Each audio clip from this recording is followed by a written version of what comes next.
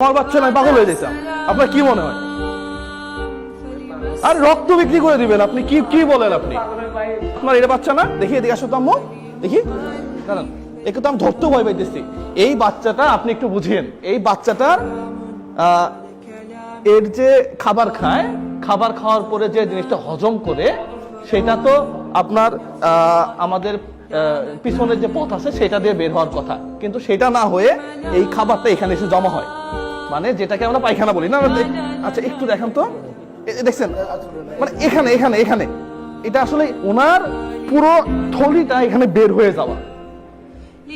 কয় হাজার টাকা লাগে? 7, 8, 8,000, 9,000, 10,000 টাকা। এলাকার মানুষ নেই নাকি? সব মরে গেছে নাকি?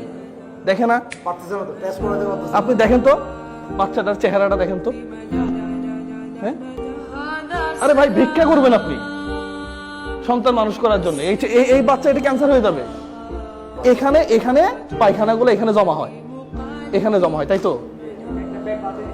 এখানে একটা ব্যাগ আছে, ওইটা আবার টিস্যু দিয়ে পরিষ্কার করে।